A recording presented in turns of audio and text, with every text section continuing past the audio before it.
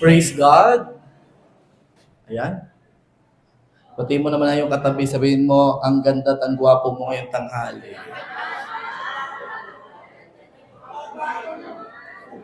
Sabi mo, ang pogi mo naman. Ba't ang ganda mo ngayon?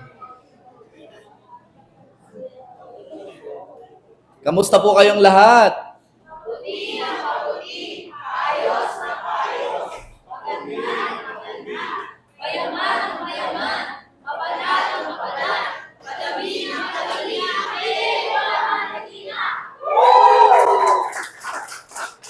Yung mga first-timer medyo naninibago. Yan po ay linggo-linggo po naming sinasabi. Kaya kita nyo naman po nagmamanifest. Ano po? J1 Culture. I am a blessing, I am anointed, I am a believer, I am a good follower. I don't destroy, I build. I'm not seasonal. I appreciate everyone, everything. I'm part of something big. I'm in partnership with Christ. I'm not extreme. Amen. Luke 4:18 and 19. The Spirit of the Lord is upon me, because He has anointed me to preach the gospel to the poor. He has sent me to heal the brokenhearted, to preach deliverance to the captives and recovering of sight to the blind, To set the liberty and the bruised, to preach the acceptable year of the Lord. Pwede po ba natin palapakan si Lord? Sino po ang first time lang po nakarating sa lugar na to? Tapos nga po ang isang kanang kamay. Siyempre, isa yun. Ano? Welcome po, welcome. Welcome po.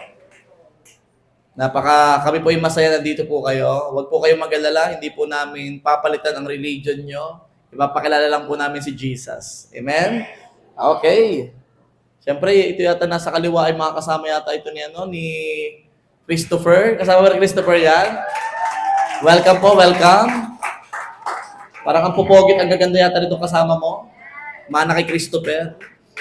Okay. Siyempre, dito sa gitna, dito yung mga taga-QC. Hello, yan. Mga taga-QC, welcome. Grabe, talagang bumiyahe pa kayo papunta rito, ha? Makita nyo lang ang poging pasto. Joke lang. Siyempre, para marinig ang word of God. Simulan na po natin to. Sino pa excited? Hindi ko po pipreach yung part 2. Next Sunday na yung part 2. Yung pwedeng magalit, huwag magkasala. Part 2 next Sunday po. So, ibahin po natin ngayon kasi ngayon po ay Easter Sunday. So, pinagdiriwang po natin today ang resurrection ni Jesus Christ from the dead. At biyaya po ni Lord, ma-explain ko po ito sa inyo ng biblical. Kung ano po ba talaga ang dapat gawin kapag mga ganitong panahon. Para fully aware tayo at maunawaan natin na ano ba ang truth because the truth will set you free. Para biyaya po nila, hindi tayo makikigaya lamang sa mga ginagawa ng tao at pinaniniwala ng tao tuwing mahal na araw. At biyaya po ni Lord, ma-explain ko po sa iyo ng napakaliwanag kung ano ba dapat ang ginagawa sa panahong ito. Yung pong nakasulat talaga sa Bible. Ano po? So, ang title po nito ay From Death to Life. Let's pray. O Heavenly Father, we thank you for today. Salamat, Panginoon, sa napakagandang araw na ito. Bagamat napakainit sa labas, biniyaan mo kami ng tamang temperature sa lugar na to. Kaya Lord, salamat po. Salamat Lord sa biyaya ng bawat tao naririto. I pray God, mabuksan ang kanilang tenga, ang kanilang isip, ang kanilang puso. Holy Spirit, turuan mo kami habang ako ay nagtuturo sa lahat. Thank you Lord God. In Jesus' name, Amen. Sabi sa 1 Corinthians chapter 15 verses 3 and 4, I pass on to you what was most important and what had also been passed unto me. Christ died for our sins. So, ito pala ang dahilan kung bakit namatay ang Panginoong Yesus. Para kanino? Para sa kasalanan mo. Sabi mo sa katabi mo, dahil nagkasala ka, si Jesus namatay para sa'yo. Baka hindi mo alam. So namatay po si Jesus dahil ikaw ay nagkasala. Yun talaga yun. Dahil may kasalanan ka. Sino ditong wala pang kasalanan? Pwede nang lumabas. Lahat dito ay nagkasala. So si Jesus Christ ay namatay kasi mayroong kasalanan. Just as the scripture said, He was buried or inilibing, And He was raised from the dead on the third day. Yun pala yun. Kaya pala pagdating ng linggo daw ay pagkabuhay na maguli. So after 3 days, nabuhay pong muli si Jesus Christ. Just as the scriptures said. Galing sa mga patay, siya ay nabuhay. Imagine yung pangyayaring ito. Halimbawa, meron kayong kamag-anak, after 3 days nabuhay, anong mangyayari po sa inyo? Sigurado tatakbo po kayo, ano? Halimbawa, yung lolo mo namatay. After 3 days, pumatok ng bahay nyo. Hello? Ano kayo gagawin nyo? Siguradong magugulat kayo doon. Kasi hindi nangyayari yun. Ang malupit nito, nailibing na. Tapos, pumunta pa sa inyo. Grabe. Nakakatakot na pangyayari, pero grabe po mga naganap. Tingnan po natin. Tandaan, ito tandaan niyo po ha, isang beses lang po itong naganap. Yung namatay, after 3 days, nabuhay. 2,000 years ago po nangyari yon. In short, hindi po taon-taon namamatay ang Panginoong Yesus ha. Hindi taon-taon. Maliwanag, ano? Isang beses lang nangyari yon. Kaya kung ikaw ay naniniwala na taon-taon ay may namamatay ang Diyos, ay wala, hindi biblikal. Pastor, sigurado ka? Opo. Hindi po pag Huwebes, Biyernes ay patay ang Diyos. Ha? Hindi po taon-taon namamatay. Mahirap yon. So, hindi po taon-taon namamatay. Maliwanag po?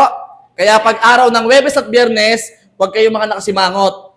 Hindi namatay ang Diyos. Buhay pa rin. Buhay pa. Okay? Isang beses lang po yung naganap. Okay. Maliwanag? Okay. Tandaan nyo yun, ha? Ipinagdiriwang sa Pilipinas tuwing mahal na araw ito.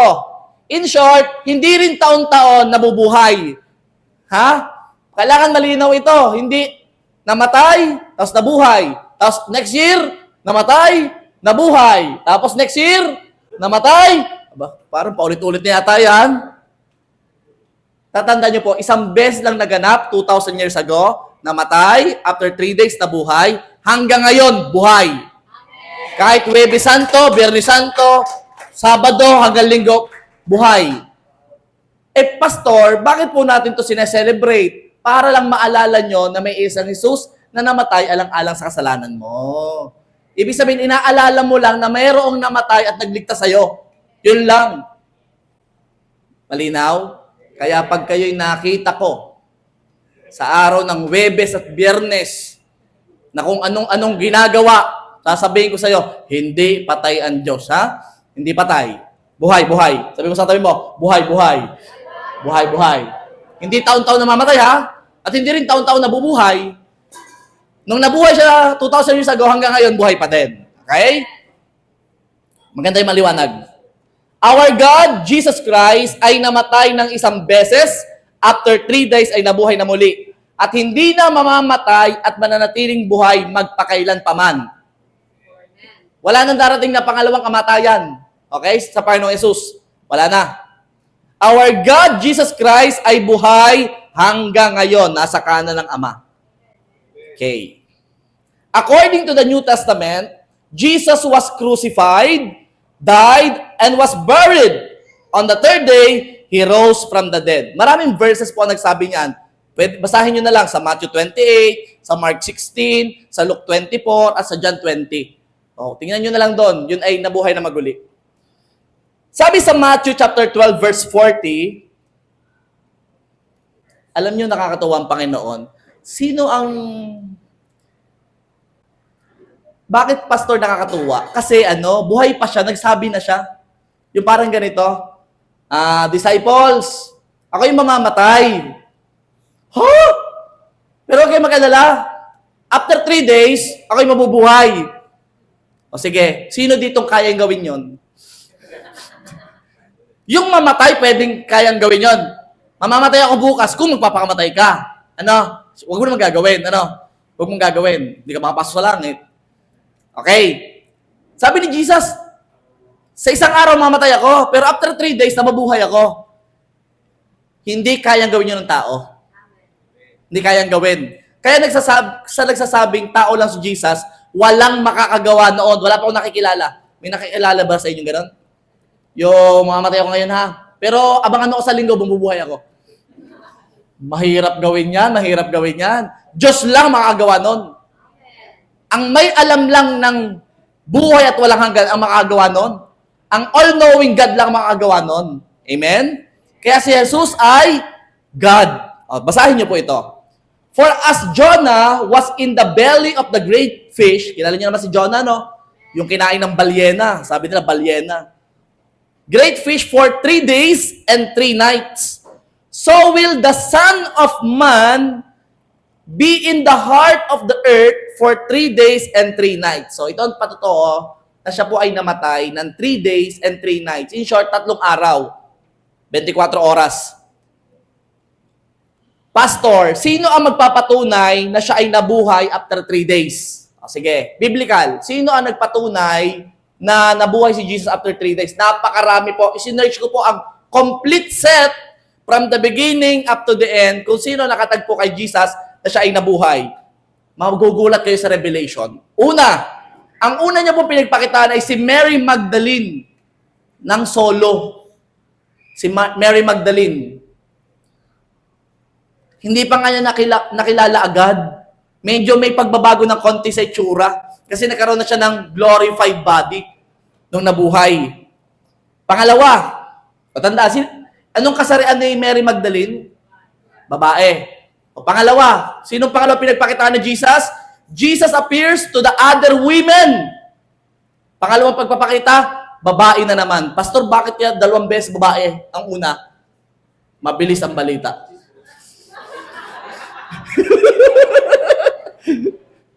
Huwag niyo sasabihin ha, huwag niyo sasabihin.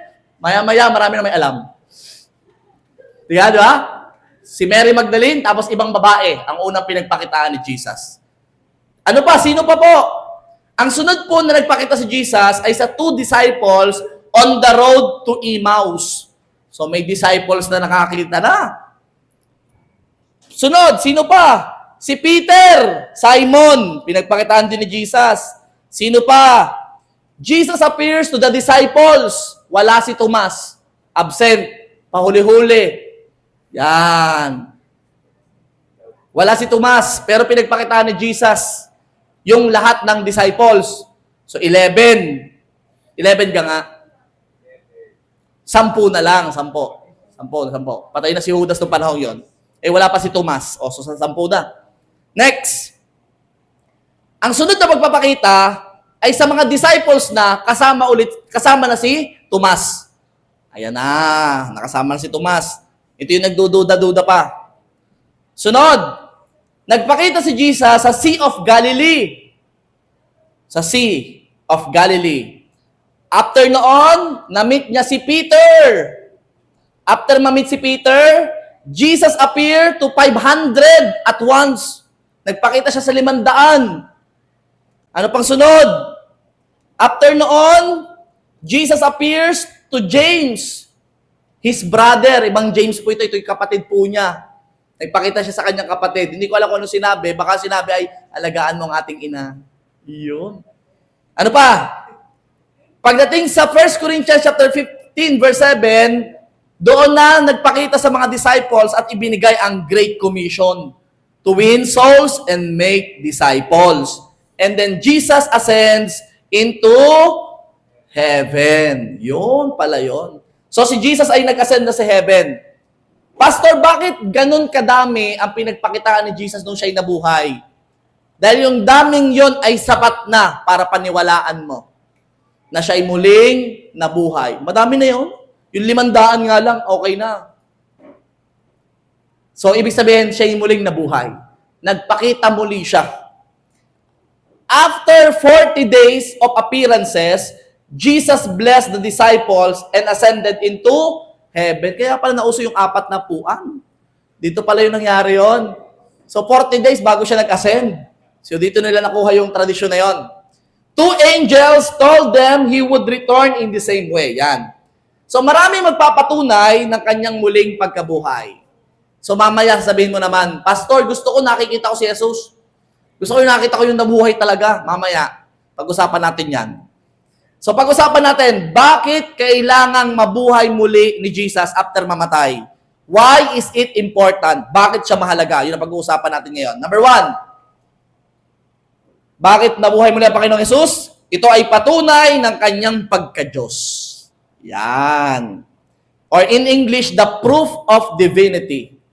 Thus, resurrection is seen as the ultimate confirmation that Jesus is the Son of God. Sabi nyo nga po, Jesus is the Son of God. Romans chapter 1 verse 4. And he was shown to be the Son of God when he was raised from the dead by the power of the Holy Spirit. He is Jesus Christ, our Lord. Kasi maraming nagkiklaim na si Jesus ay tao lang. At alam ko naman naririnig niyo yun. Pero ito ang verse na patunay na wala pong taong after 3 days ay nabuhay na maguli. At nung nabuhay, ay nakasama pa nung iba. Imagine mo yon, hindi kayang gawin yun ng tao. Ito'y pagpapatunay na si Jesus ay Diyos. Kaya pala 3-in-1 God, Jesus Christ, Holy Spirit in one God. Yung pala yun. Kung si Jesus ay nanatiling patay, ang pagkiklaim niya na siya ay Diyos ay mawawala ng saysay. Kung si Jesus ay hindi nabuhay na maguli, hindi natin maituturing na si Jesus ay Diyos. Hindi. Kasi para lang talaga siyang tao. Kasi ang tao pag namatay, patay. Pero ang Diyos, dahil siya ay isang Diyos na nagkatawang tao, after 3 days siya ay nabuhay. Ito ay pagpapatunay na siya ay Diyos. Ano pa? Pero yung magsasabi, wait lang. Wala ko. Kaya yung nagsasabing tao lang si Jesus, yes, totoo naman yon. Siya'y tao, 100% human, but 100% God din. May taong makapagsabi ng kanyang kamatayan. Marami nakakita na namatay si Jesus. Kung tatapusin ng taong ito ang kanyang buhay, pwedeng, kaya ko mamatay ngayon, pwede. Pero yung magsasabi ka na after 3 days mabubuhay ka, ibang level po yun. Diyos lang makakagawa noon. At pinatunayan niya at siya'y nabuhay. At ito'y pagpapatunay na siya ay Diyos. At kung ang iba ay merong Diyos na namatay taon-taon, ang ating pong Diyos ay buhay taon-taon. Again, nagkakaroon ka lang ng alaala sa ginawa ni Jesus tuwing dadaan po ito. Kaya yung iba'y nag-outing. Sino dito nag-outing? Sino dito? Amin na. Yung Huwebes, Biyernes, Sabado ay nag-outing. Ayan. Hindi naman yun masama. Walang problema doon. Ang sinasabi ko lamang, inaalala mo na may isang Jesus na nagligtas sa'yo. Amen? Yan. Okay na? Praise God. Dito sa pangyayaring ito, mapapatunayan ni Jesus na siya ay Diyos. Sino naniniwala si Jesus ay Diyos? Amen.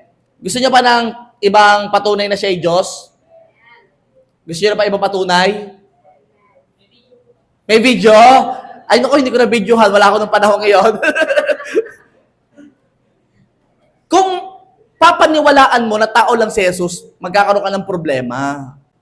Kasi, kung hindi mo siya ituturing na Diyos, imagine mo, ano ang tawag sa anak ng baka? Ano tawag sa anak ng baka? Baka din. Baka din. Siyempre, anong tawag sa anak ng aso? Aso din. Tingnan niyo po ito. Ano ang tawag sa Son of God? Kita niyo na? Ang tawag sa anak ng Diyos ay Diyos. Hindi pwedeng anak ng Diyos ay tao. Yun. Maliwanag So, sa pangyayaring ito, si Jesus ay Diyos na nagkatawang tao. Kaya kung sasabihin mo, tao si Jesus, yes, tao siya. Pero Diyos din. Pastor, bakit di nagkatawang tao pa? Hindi ka pwede bumaba na Diyos na lamang. Hindi pwede. Kasi pag bumaba siya ng Diyos, kawawa tayo. Mamamatay tayo sa sobrang kabanalan. Yun talaga yun.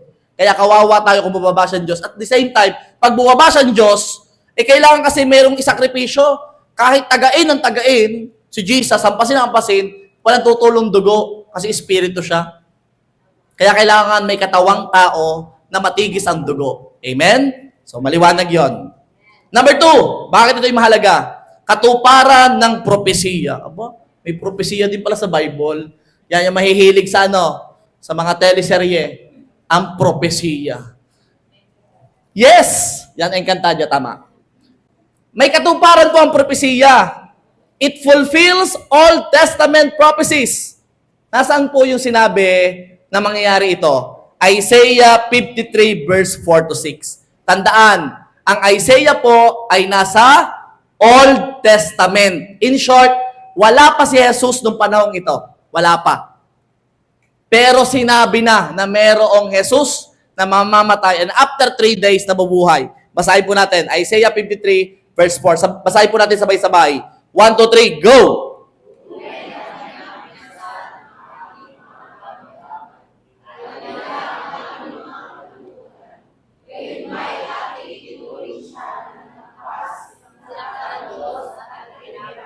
Verse 5.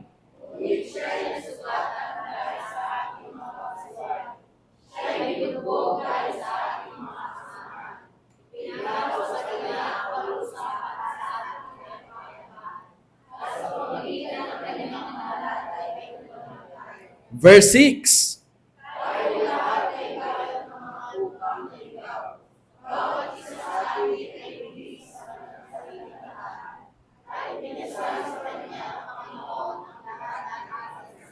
Ayun. Nakita nyo? Sinabi na mayroon ng clue na mangyayari sa Panginoong Yesus. May papahirapan alang-alang sa ating kasalanan. Sinabi na. Kaya, kung hindi ito magaganap, mawawala ang pagka-Diyos ng Diyos. Dahil sinabi na noon, kailangan maganap at naganap na nga. Nabanggit din ni Jesus ang kanyang kamatay at muling pagkabuhay. Tandaan niyo po ha, ito ang patunay na alam ni Jesus ang mangyayari. Sino dito alam ang mangyayari? Oh, wala, mahirap yun. Ano? Ako, pastor ako, alam ko ang mangyayari. After 5 days, ako ay papayat. Aba? After 1 year, pastor, ako ay mag-aasawa na. Aba? Kagaling mo naman. After 3 years, ako ay nasa South Korea. Wow! Grabing kaalaman mo yan, ha? Hindi mo kaya yon kasi wala makapagsabi ng bukas. Kaya kung ikaw ay nasa church ngayon, you are blessed. Bakit? Hindi mo alam mangyari bukas. Hindi mo alam kung nasa saan ka na. At least, sa araw na to, inuna mo ang Diyos. Hindi, papalapala natin si Lord. Masahin ko sa inyo yung verse na nagpatunay na alam ni Jesus na siya'y mamamatay at muli siyang mabubuhay. Mark 8:31. Pagkatapos ay pinasimulan niyang ituro sa kanila na ang anak ng tao ay kinakailangang magdusa ng maraming bagay at itakwil ng matatanda, ng mga punong pari at ng mga eskriba at patayin. Ayan na, sinabi na yan ha, ni Jesus ha. At pagkaraan ng 3 araw ay muling mabubuhay. Sinabi na ni Jesus na siya'y mamamatay. At sinabi na rin ni Jesus na after 3 days, mabubuhay siya. Grabe ito. At naganap ang propesiya. Narinig to ng mga tao at nangyari ang kanyang sinabi. Kung meron tayong divine hope, wait lang, mahalaga ito dahil kailangan itong maganap. Lahat ng nakasulat sa Bible ay kailangang maganap. At kung meron pang hindi nagaganap, siguradong magaganap din yon. Gusto niyo po ng mga sample na hindi pa nagaganap? Ang hindi pa nagaganap ay yung second coming. Pastor, ano yung second coming? Babalik ulit si Jesus. Ang tanong, ready ka na ga? Tanong ng mga katabi mo, ready ka na ba? Sa second coming. Ay, pastor, busy pa ako. Aba? Ready ka na ba sa second coming? Ang Panginoong Yesus ay darating na parang magnanakaw. Anong magnanakaw, pastor? Sino dito ang alam niyan darating ang magnanakaw? Wala nakakaalam, tama? Ganon din ang pagdating ng Panginoong Yesus. Darating siyang parang magnanakaw. Walang nakakaalam. Ang tanong, ready ka na ba? Dahil kung hindi ka pa ready, abay mag-isip-isip ka. Baka pag kumatok dyan, magbigay kayo ng pangalan. Hernan. Kumatok sa pintuan, no? Nakakatakot. Ano yan? Charlie. Ready ka na ba? Darating second coming. Ayan! Magandang sagot. Yes, Lord! Matapang ka sagot. Kaso pag tinanong, magbigay pa rin kayo ng pangalan. Ano yon? JP! Pastor, wag muna ngayon. Mahirap, di ba? Kailangan handa ka. Mahirap pag dumating, second coming, sinabi ni Jesus, babalik ako, dala ang mga rewards. Ang tanong, may rewards ka na ba? Nakaready bang rewards para sa'yo? O baka andali parusa para sa'yo? Yun ang masakit. I hope may rewards tayong lahat pagdating ng Panginoong Yesus. Okay, darating siya. Mahalaga ito. Magaganap ito. Kung meron tayong divine hope or divine na pag-asa, na si Jesus ay muling babalik, the second coming. Nakaka-excite po ito ha. Kasi sinabi niya, dala-dala ang rewards ayon sa gawa ng bawat isa. Exciting? Hindi ko alam kung ano rewards yon. Sigurado lang ako sa rewards. Hindi na mawawala, hindi masisira, hindi maluluma yung rewards. Kaya, simula ngayon, mag-ipon ka na ng rewards. Sa gustong magtanong kung paano magka-rewards, McDo lang. Sasabihin ko sa iyo kung paano magka-rewards. McDo lang. O sino yung gusto ng rewards? O mamaya ko sabi niyo sa likod, Pastor, paano magkaroon ng rewards? Dali mo sa McDo. Sasabihin ko lahat. Kaya kung hindi mo pa alam, aba naman, kailangan alamin mo. Baka pagbatdatin mo sa langit, mahirap ka. Ano yon? Yes, gusto ko rin ng rewards. Ano yun? Ano sabi niya? Ano yun? Makduran din. Alam ko yung rewards. So, ibig sabihin, kung gusto mong malaman ng rewards, kailangan mag-aral ng salita. Nakaloob sa salita kung paano magka-rewards. Tandaan mo, huwag itong babasta-bastahin. Kasi nakakaawa. Kasi nakasulat naman kung paano. Pero kung ikaw ay nabubuhay para lang sa mundong ito, sayang ang buhay. 70, 80 years, limot ka na ng mga tao sa paligid mo. Pero lahat ng ginawa mo, naka-record sa langit. Nakasulat lahat. So pag nakasulat lahat ng ginawa mo mabuti, meron ka tumbas na rewards. Amen? Palakpakan mo si Lord.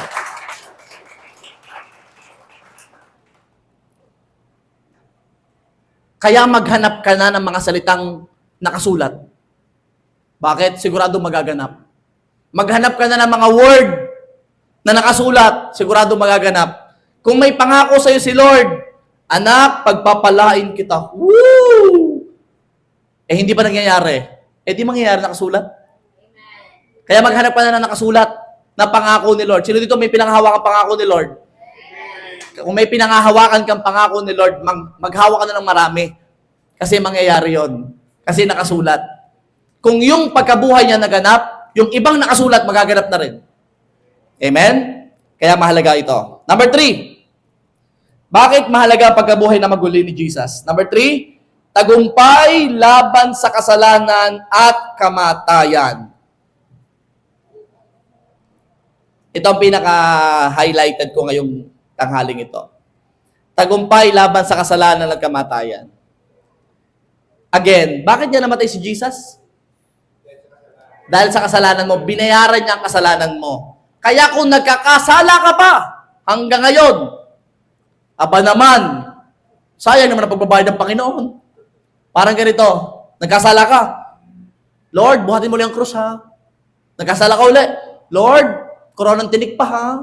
Nagkasala ka uli. Lord, pahampas ka pa ha. Tandaan nyo, tapos na yon. Nabuhay na siya muli. Ibig sabihin, natalo niya na ang kasalanan at kamatayan. Sinulat ni Paul sa 1 Corinthians chapter 15 verse 17. Kung si Kristo ay hindi muling binuhay, halimbawa hindi muling binuhay, ang inyong pananampalataya ay walang kabuluhan. Walang dating itong pag-church natin kung si Jesus ay hindi muling nabuhay. Bakit? Sino sineselebrate natin dito? Wala. Walang church kung si Jesus ay hindi muling nabuhay. Walang simbahan kahit saan. Wala. Bakit? Kung hindi siya muling nabuhay. Walang kabuluhan. Kayo'y nanatili pa rin sa inyong mga kasalanan. In short, kung hindi muling nabuhay ang Panginoong Yesus, ibig sabihin, hindi sapat ang pagbabayad ni Jesus ng kasalanan. Pero praise God, good news! Lahat ng kasalanan mo ay binayaran na ng Panginoong Yesus. That's the good news. Pastor, anong kasalanan ng binayaran niya? Nasa sinapupunan ka pala, may kasalanan ka na, bayad na yon. Ano yun? Sige. Ang aking asawa Thank you. Lahat ng kasalanan ay binayaran na. Anong kasalanan yon? Kasalanang nasa sinapupunan ka pa lang? Ano pa? Kasalanang nagawa mo na? Bayad na yon. Kasalanang gagawin mo pa lang? Bayad na yon. Sabi mo sa katabi mo,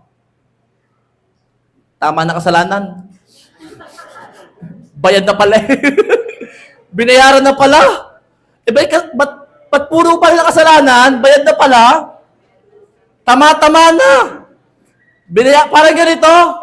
Nagbabayad ka pa ng utang, bayad na. Bayad na. Kaya tama-tama na. Tama na.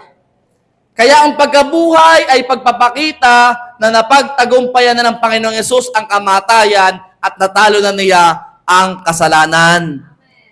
So, hindi ang labanan ay kung matanalo ka o manatalo sa kasalanan. Hindi ang labanan.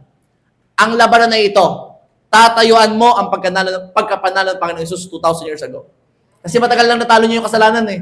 Kaya kung nagkakasala ka pa, aba naman, tigil na. Hingi na agad ng tawad. Hello? Sabi mo sa iyong katabi na ulit, partner, huwag pasaway.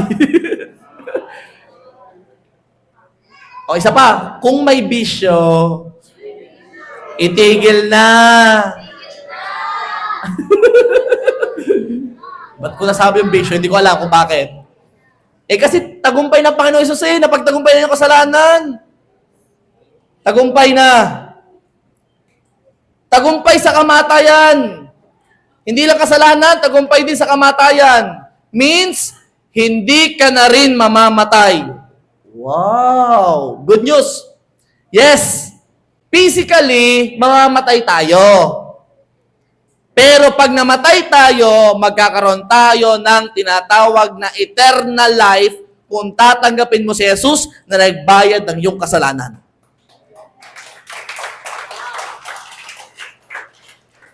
Isa pa, alam niyo po bang kayo immortal? Alam niyo po yung immortal? Pag sinabing immortal, namatay ka na pero buhay ka pa din. Patay lang ang physical body, pero ang kaluluwa mo ay buhay pa din. Wala ka na lang katawang ganito. Ito naman katawang ito yan na nagkakaroon ng sakit, nakaramdaman, nangihina. Pero huwag kang mag-alala. Kung ikaw ay na kay Jesus, bibigyan ka niya ng tinatawag na glorified body. Hindi nasisira, hindi napapagod. Kumain ka ng kumain, okay lang. Itong pangako ng Panginoong Jesus, bibigyan ka niya ng glorified body. Kaya tinalo niya na ang kasalanan, tinalo pa ang kamatayan. Praise God, hindi ka na muling mamamatay. Kaya lahat ng naririto, see you sa heaven. Wala ka na kamatayan. Sabi nung iba, pag namatay, tapos na lahat. Hindi, Sino nagsabi sa'yo? Hindi, pag namatay ka dito sa lupa, kita-kit sa langit. Wait lang. Kung na kay Jesus. Pero kung ikay nasa religion, kawawa ka, walang religion na namatay para sa'yo. Kung ikaw ay nasa good works, nasa mabuting gawa para pumunta ng langit, walang salvation para sa'yo. Kasi na kay Jesus lang ang salvation. Kaya kung ikaw ay na kay Jesus, welcome to heaven. Yun ang pinakamahalagang lesson na pwede namin ituro sa church na ito. Salvation. Kaya kung may salvation ka na, biyaya ni Lord, tinanggap mo ang Panginoong Yesus, praise God. Ang sunod mong gagawin, ipon din ng rewards. Ipon ng rewards. Padamihan ng rewards. Tatandaan nyo po, wala nagtatrabaho sa langit. Wala doon magwo-work. Gusto ko tumaas ang estado ng buhay ko. Walang work doon. Walang work. Ang meron lang doon yung worship. Walang work. In short, kung ano kang estado sa langit, yung ka na. Hindi na mababago yun. Kung ang bahay mo ay bungalow, yun na yun. Pero kung medyo Nagpagamit ka sa Panginoon, mga 10th floor. Bahay pala nakatulong. Grabe. Anghel yun, anghel. Kaya nakaka-enjoy pag-usapan to, muling pagkabuhay. Kasi pag pinag-uusapan natin to, wala nang kamatayan. Wala na. Kaya po, pag mayroon pong nabalitaan po kayo na isang kapatiran na nawala, pansinin niyo po yung mga Christian, hindi masyadong malungkot, ano? Napasin niyo po? Meron po kaming friend. Pastor po siya sa Edmonton, Canada. Namatay po siya. Alam mo yung mga best friend niya, ha? Nakinto namatay, nakinuha na ni Lord. Praise God. Anong praise God? Alam mo kung bakit? Kasi kasama ng Panginoon. Wala nang paghihirap, wala nang dusa, wala nang kakulangan, wala nang gutom. Imagine mo. Kaya yung namamatay na tunay na Kristiyano, masaya yun. Bakit? Perfect life. Perfect life. Hindi na malungkot na pangyayari yun. Hindi na malungkot na pangyayari. Grabe, pastor, pinipreach mo Totoo yun. Hindi na yung malungkot na pangyayari kasi after this life, eternal life. Okay? Praise God. O, basahin niyo po ito. 2 Corinthians chapter 5, verse 8. Sabay-sabay. 1, 2, 3, go!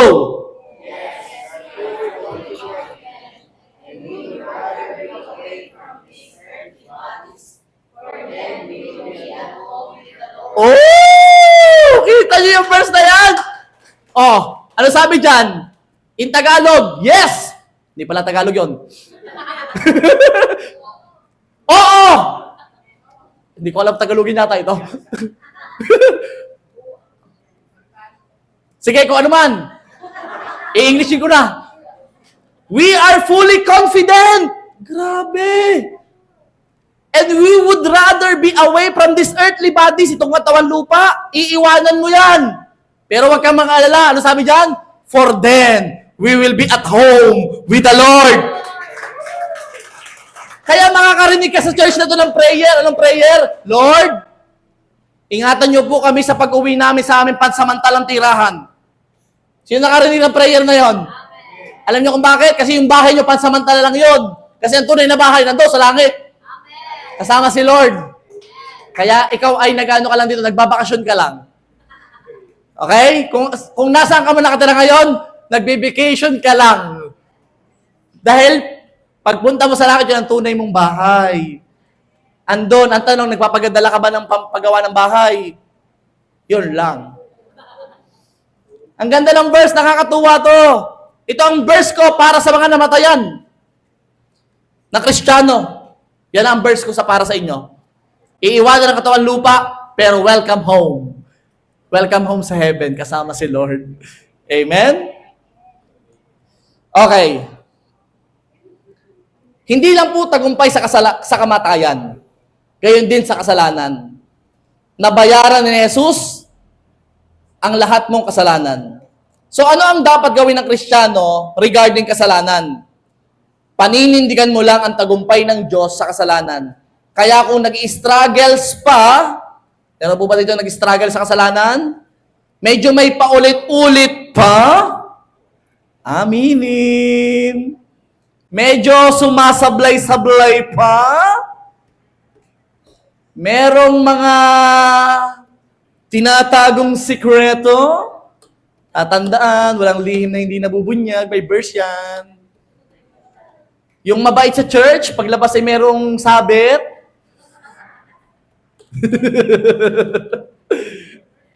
Kapatid. More pa? Yung may mga tinatagong madilim na parte ng buhay niya. Yan. At hingi ng tawad. Tapos mamaya, ulitin na ulit. Pag natin sa church, Lord, patawarin mo ako. Paglabas, teto na naman ako. Pag natin sa church, Lord, patawarin mo ako. Pag labas ulit, eto na naman ako. Kapatid, ito ay pagpapaalala na ang Panginoong Yesus ay nagtagumpay na sa kasalanan. Kaya ikaw, kapatid, dapat nagtagumpay ka na din. Parang hindi makapagsalita yung iba eh. Hindi na rin makapalakpak eh. Pastor, tinatamaan naman kami. Pastor, paano po ba makapagtagumpay sa kasalanan? Ito lang ang kailangan mong gawin. Number 1, renew your mind. Kapag ang inisip mo hindi ka na makakawala dyan, hindi ka na makakawala dyan. Kailangan magsimula sa isip. Kaya mong itigil. Sabi mo, kaya kong itigil. Itaas mo ngayon kanang kamay. Huwag mo na sa... O, magkaisa tayo. O, taas mo kanang kamay. Taas. O, itaas ang kaliwang kamay. Punta sa kanan. Punta sa kaliwa. Punta sa kaliwa. Kaliwa. Punta sa kanan. Punta sa gitna. Palikod. Pauna. Straight. Straight lang. O, yan. Sabihin mo, kayang itigil. O, magkaisa tayo. Kayang ihinto. O, ikaw na, mapag-usap kayo, Lord. Sabi mo kung anong ihinto. Sige. O, yung mga lalaki dyan, panchi-chicks, itihinto nyo na. O, yan. Ano pa? Bisyo. Sabihin. O, sabi si Lord, kaya. Kayang ihinto. Pinagtagumpayan na ng Panginoong Hesus yan dati pa. O, baba. Kaya kung ikay nagkakasala pa, kapatid, hindi ko na sinabing perfect, Pero iba kapag lumalaban ka. Kasi inilaban ka rin ng Panginoon. Amen? Ayan. Kaya renew your mind. Kayang talunin. Kayang pagtagumpayan. Kayang ihinto. Ayoko kayong dumating doon sa dalawa po kasing bagay ang pwedeng gawin ni Lord para huminto ka. Number 1, sapilitan. Mahirap yan pag sapilitan. Kailan ka hihinto? Kapag may nasira na, kapag may wasak ng katawan, kapag meron ng problema, wag na naman dumating doon. Dumating ka sa pangalawa, sariling desisyon, biyaya ni Lord na ihinto mo. Kaya kung ikaw ay nag-i-struggle pa sa kasalanan, itong Easter Sunday, pagpapaunawa ng Diyos, tinalo niya na yan. Kung ikaw ay nag-i-struggle, sino din nag-i-struggle sa pag-inom ng alak? O yan. Okay. Pag nakasalubong niyo si pastor sa inyo, husay kayo. Baka nakabilang kayo na, shot! Ay, si pastor! Kung nag-i-struggle ka dyan, tatandaan mo, may mga Kristiyanong nagtagumpay dyan. Meron. O, di ba? Sino mga nagtagumpay na dito sa alak? Praise God. Kahit may nag-aaya, ay hindi. Praise God. Sino pa? Ito pa. Sino dito nagtagumpay na sa sigarilyo? Isama na natin ang vape. Gayon din naman, kasama yon. Uy! Yung mga aba naman, muling pagkabuhay na ito. Easter Sunday, muling pagkabuhay. Aba, dapat kayo na may mabuhay para kay Lord. Amen. Sino dito ang mga struggle ng mga kabataan dito? Isa-isay natin. Bad words! Sino dito may struggle sa bad words? Lahat ng salita may mura. Aba naman, pag Kristiyano ka na, wala ng Kristiyano nagmumura. Kahit expression lang, wala rin. Hap! Yung nagugulat, aba naman, dapat hinto na din niya pag Kristiyano, walang ganyan, walang bad words. Kayang pigilan. Okay, ano pa? Ano pang kasalanan kailangan nyo pagtagumpayan? Ano daw yun? Chismis! Sinabi ko na lang unang part. Ang unang sinabihan ni Jesus ay mga babae. Ayan. Pero alam niyo po ba, may chismosa ding lalaki. Meron na hindi kayo ligtas. Ay, yung si kumpare. Kaya tatandaan nyo, chismis kapag may sinisirang buhay. Pero pag pinapagandang buhay, hindi chismis yon. Pwede pag-usapan ng iba, basta pinapagandang buhay. Pero kapag sinisira, chismis. Huwag na naman kayo manira ng buhay. Okay, ano bang kasalanan kailangan hinto na? Magagalit. Oh, magagalitin daw. Ako po, nagbago na, hindi na ako magagalit. Hey! Huwag laging galit. Nahalata sa mukha. Tignan yung katabi nyo ka ulit. Mukha ba laging galit yan? Nahahalata yan. Palampasin nyo na naman yung maliliit na bagay. Lahat na ng bagay hindi pinalampas eh. Nakatabingi na konti, mali na agad eh. Kaunti lang naman yun. May kaunti lang dumi, madumi na agad lahat yun eh. Palampasin na naman. Sabi mo ulit sa katabi mo, pag simpleng bagay, palampasin na agad. Ano ba yan? Grabe na to, grabe to. Kaya, renew your mind. Matagal nang tinalo ng Diyos yan. Kaya ikaw, talunin mo na yan kasama ang Diyos. Kaya ang prayer, Lord, I pray itigil ko na ito. Kaya sa araw, mayroon tayong checking ha, bye-bye. Makikicheck po ng mga surprise visit. Okay? Kailangan ay hinto na ha, biyaya ni Lord. Hindi pwedeng Kristiyano na may sabit, mahirap yon. Lalo na't ginagamit dito sa unahan, mahirap. Halimbawa, papakanta ka dito, we worship you. Sabi ng isang umaten, dito ko yun sa kanto ko, nag-iinom yung isang araw ha. Para natin sila makakay sa Panginoon, kung pagdating sa labas, eh ikaw ay yung, Diba? Ang hirap.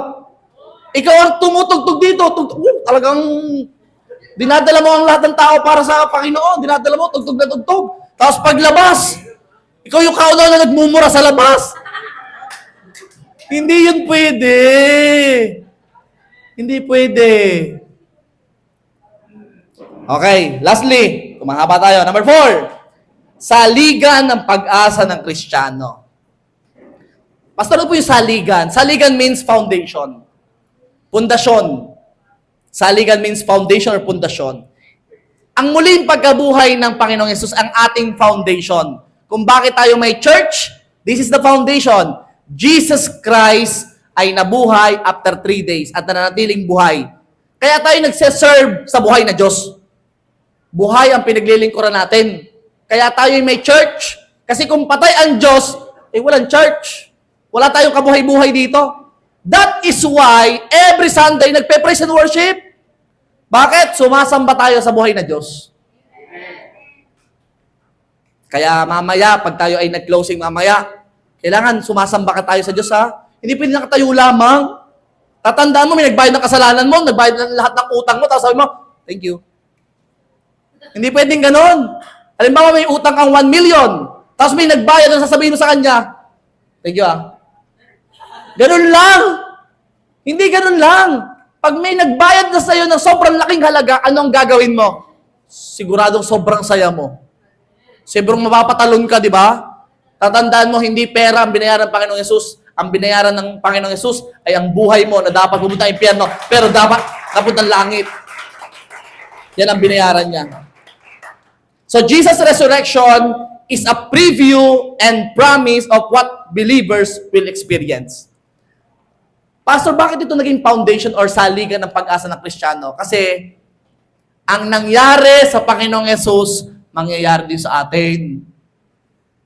Pastor, anong pangyayari doon? Yung mabubuhay at magkakaroon ng katawang hindi na magkakasakit, hindi na tumatanda, yung lumalampas sa pader at kung ano-ano pa. Kaya biyaya po ni Lord, mararanasan din po natin ang nangyari sa Panginoong Yesus. Hindi na ang paghihirap, pero ang muling pagkabuhay.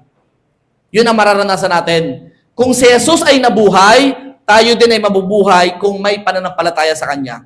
1 Thessalonians chapter 4, verse 14. For since we believe that Jesus died and was raised to life again, we also believe that when Jesus returns, God will bring back with Him the believers who have died. Ang linaw. Napakalinaw ng verse. Anong sabi dyan? God will bring back with Him the believers who have died. Anong ibig sabihin? Ibabalik niya yung mga namatay sa Panginoon. Namatay na, pero hindi. Mabubuhay ulit yun, kasama ng Panginoon. Wow! Ano ang dapat na ginagawa ng Kristiyano? Hindi lang ngayong Easter Sunday dapat na-experience natin yung ganito. Nalalaman natin na dapat mag-celebrate. Hindi lang. Hindi lang kapag linggo ng pagkabuhay. Dapat niya araw-araw. Dapat araw-araw inaalala pagkabuhay. Bakit? Kasi dapat araw-araw nagse-celebrate kasi meron tayong pag-asa na after this life, may eternal life. Na after ng buhay na ito, hindi na matatapos ang ating buhay. Kasi immortal ka pala. Immortal ka. Wala ka ng kamatayan. Pastor, maniniwala lang ako kung ako mismo nakakita kay Jesus. O, punta ko na itong tanong na to. Kung ako nakakita kay Jesus, nung namatay, wala po bang video? Sabi nga ni, kanina?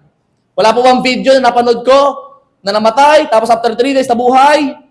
Gusto ko po talagang makita from death to life.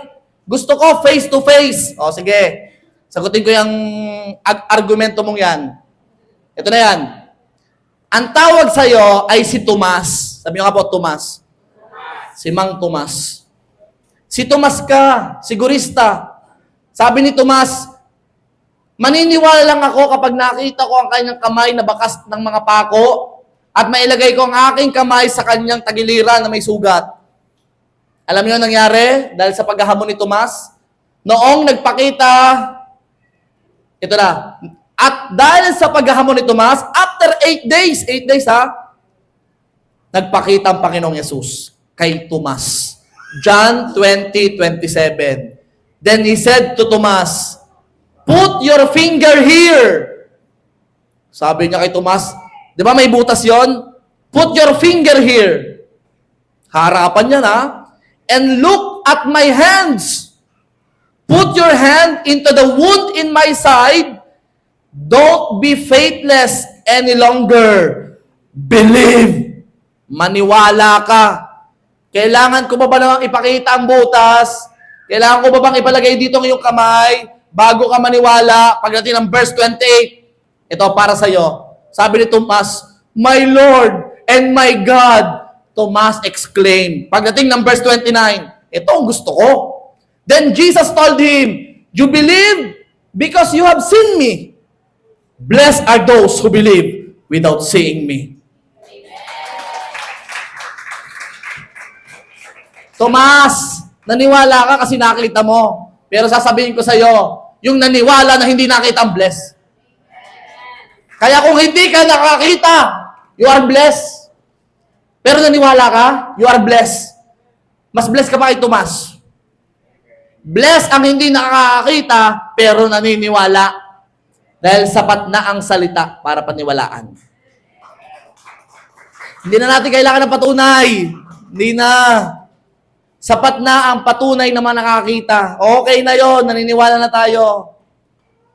Ito pa, may nag-claim. Sabi nung iba, ang nangyari daw kay Jesus ay reincarnation. Sino kakabasa nun? Ito, nabasa ko sa article eh. Yun daw nangyari kay Jesus, reincarnation. Alam niyo yung reincarnation? Yung pag namatay, tapos, mabubuhay ulit, tapos mapupunta sa isang anyo ng hayop o kung anuman. Pag halimbawa mabait-bait, siguro ay agila. Pag masama, uod. O kaya ay tipaklong. Yan. Pag medyo mabuti-buti, aso. Pag masama, halimbawa ay ahas.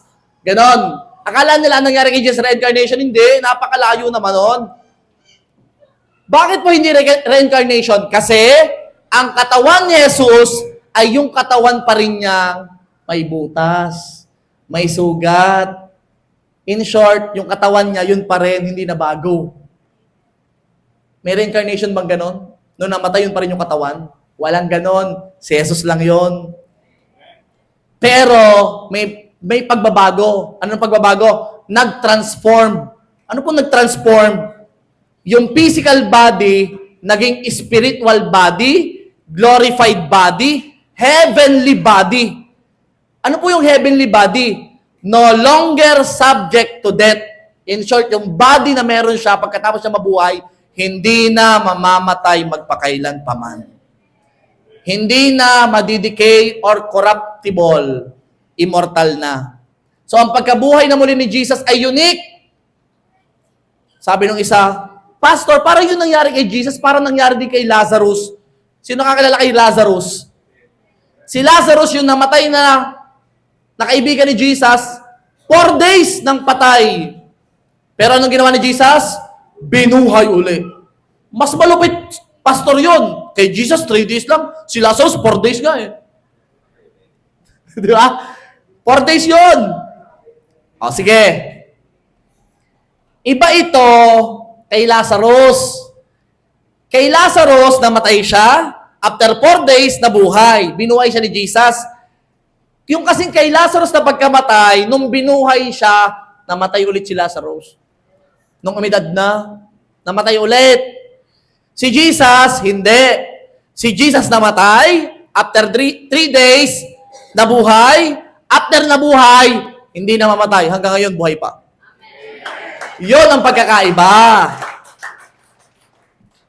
Kaya sabi sa 2 Timothy chapter 1 verse 10, malapit na matapos, subalit ngayon ay nahayag sa pamamagitan ng pagpapakita ng ating tagapagligtas na si Kristo Jesus, na siyang nag-alis ng kamatayan, kaya meron tayong eternal life, wala nang mamamatay, at nagdala sa buhay at sa kawalan ng kamatayan tungo sa liwanag sa pamamagitan ng ebanghelyo or ng gospel. Wow! Alam mo bang ang resurrection ay hindi lang pangako ng eternal life? Kasi sabi nila, pag daw nagkaroon ng resurrection, yun din ang mangyayari sa atin. So, ibig sabihin, magkakaroon tayo ng eternal life. Pero alam niyo po bang hindi lang ito eternal life? Makinig kayo mabuti. Ito yon. Yung after ng buhay mo sa lupa, ay may buhay pa sa langit. Ang tawag doon eternal life. Pero hindi lang yun. Sabi mo, hindi lang yun. Sabi ni N.T. Wright, resurrection is not just a promise of the afterlife, but a call to live differently here and now. Kaya po yung tunay na nakakilala sa Panginoon na Kristiyano o tao, kung nakilala mo ang Panginoon, hindi ito pag-ready lang or pag-wait ng eternal life. No. Alam mo, kung tunay ka nakakilala sa Panginoong Yesus, magsisimula ng mabago ang buhay mo. Buhay ka pa, pero parang iba ka ng kumilos. Nabubuhay ka na for heaven, nasa lupa ka pa lang. Bakit ang bait-bait niyang taong yan? Pinapakain kami linggo-linggo. Ginagastusan kami. Ano bang meron sa taong yan? Hindi nyo alam. Kasi may Jesus na siya sa puso. Bakit ang bait-bait niya? Wala na akong sinabing masama dyan. Kasi nabubuhay na siya para kay Lord. Iba na siya. Hindi na siya tulad ng dati. Yung dati, nagmumura yan. Ngayon, nagmamahal na. Lahat na lumalabas sa bibig magaganda na. Noon, nagiinom yan. Ngayon, hindi na. Kasi, iba na. Iba na siya sa iba. Hindi siya nakikiuso sa iba. Kung sa iba, okay lang. Sa kanya, hindi na. Iba ka na. Kapag naintindihan mo ang resurrection, ang death to life, magbabago ang paraan mo ng pamumuhay. Hindi ka mabubuhay sa paraan ng katulad ng iba. Mababagong buhay mo talaga. Hindi ka na tulad ng iba. Ang buhay mo ay i-offer mo talaga sa Panginoon pag naintindihan mo ito. Kasi, alam mo na eternal life, pupunta ka ng langit pag tinanggap mo Panginoong Yesus, ano gagawin mo sa lupa? Alam ka naman magpakasama ka pa. Ipalangit ka na. So, ano gagawin mo? From glory to glory, magbabago ka ng buhay. Kaya yung itsura ng katabi mo, tinan mo yan. Yan ay habang tumatagal sa church, ay papugi talaga ng papugi yan. Paganda na paganda. Sa isang araw, magpupost ako ng mga picture dito ha. Nung mga katabi nyo ngayon, yung mga dating itsura ng mga yan, at binago na ang buhay. Marami ang mga yan. Nakalagay yung itsura, tapos ano nangyari sa buhay nila? Sa totoo lang, habang nakikinig ka ng word, nagbabago ang buhay mo. Nababago rin ang mga tao sa paligid mo. Kasi may Jesus ka na sa buhay mo. Amen. Palakpakan po na si Jesus. In conclusion, Jesus gave His life voluntarily. Hindi tayo nag-request, kusa niyang ibinigay ang buhay niya. Ang tanong, how about your life? Yun ang tanong. Si Jesus, nagbigay ng buhay niya. Ikaw? Nagbibigay po ako ng buhay, pastor, sa kanya. Kalahati lang, ha? Ba naman ka, unfair mo naman? Kay Jesus, buong buhay, hanggang kamatayan, pinaglaban ka. Tapos, kung hinihingi sa'yo, kalahati lang ibibigay mo.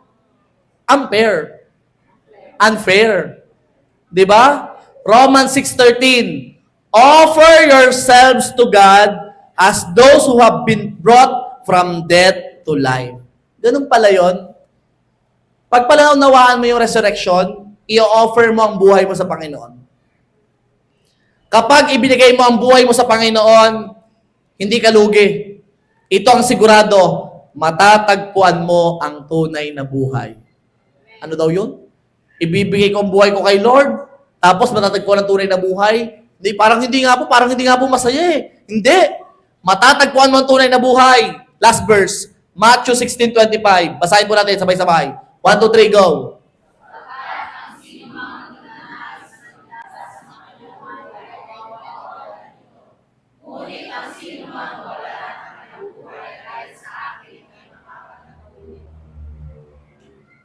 Anong gusto mong buhay? Yung gusto mo talaga? Gusto ko po magganito, magkaroon ng ganyan. Gusto ko po, kung anong gusto ko, yun po, mag-aasawa ko ng 5. Magjojowa ko ng 10. Lahat ng alak, talagang titikman ko lahat. Lahat ng kasalanan, itatry ko lahat. Tatandaan mo, yung buhay mong yan, ikaw ang mawawalan yan pagdating ng panahon. Pero yung buhay na i-offer mo kay Lord, yung buong buhay na ibibigay mo sa Panginoon, yon ang sasabihin ko sa iyo, makakatagpo ng tunay na buhay. Huwag kang mabuhay sa panandali ang mundong ito, maikli lang ito. Gaano ba ang 60 years? Imagine mo, dati grade 1 ka lang, ngayon. May asawa ka na. Ang bilis. Kaya kung ako sa iyo, offer your life to Jesus. Bigay mo na kay Lord. Tama na ang pagtatry ng mundo. Mapapagod ka lang. Marami nag-try niyan. Hindi rin naman nasiyahan. Pwede ba sa pagkakataong ito, we're going to offer ang buhay natin kay Lord. Amen? Pwede po tayong tumayo lahat?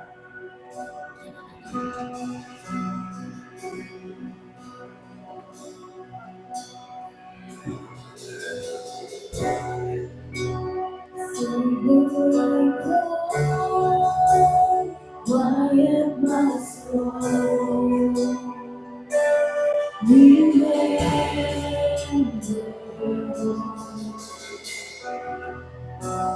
Never shall see when your blood was spilled.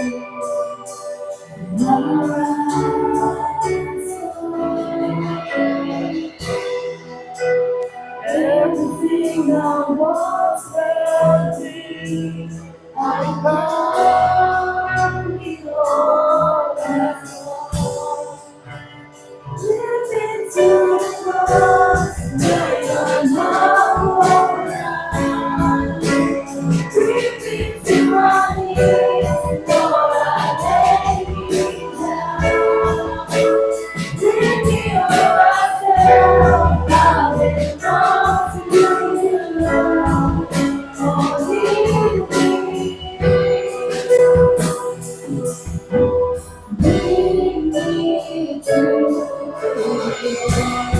Sa oras na to, may I request, kung ikaw gusto mo ng talikuran ang iyong kasalanan, pwede ba sa pagkakataong ito, tumungo ka, ipikit mo ang iyong mga mata.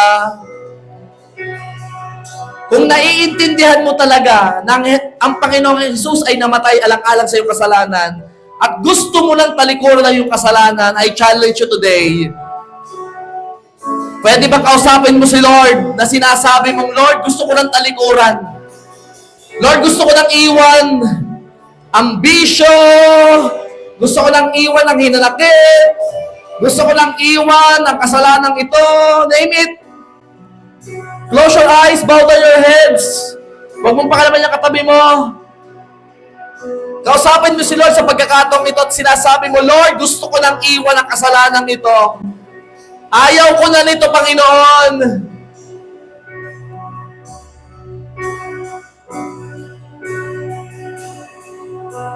Surrender. I-surrender mo lahat ng kasalanan na yan.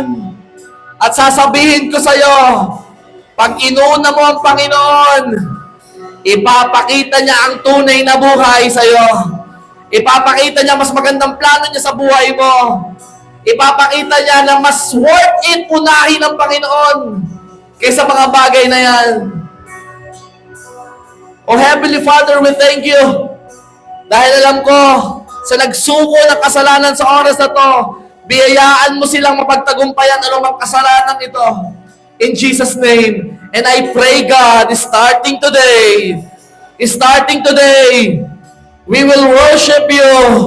Mababago ang buhay ng bawat isa. Maayos ang relasyon. Gagaling ang dapat gumaling. Magkakaroon ng buhay ang patay naming buhay.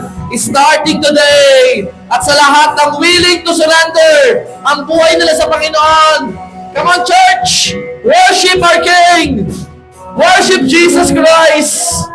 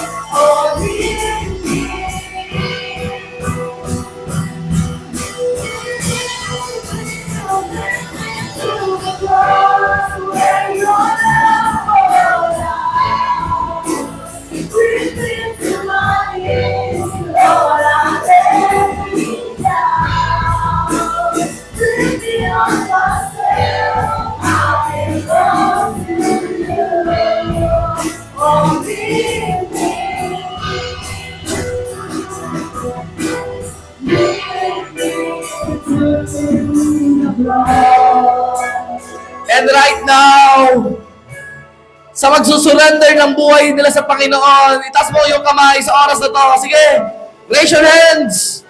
Raise your hands. Dalawang kamay, itaas mo.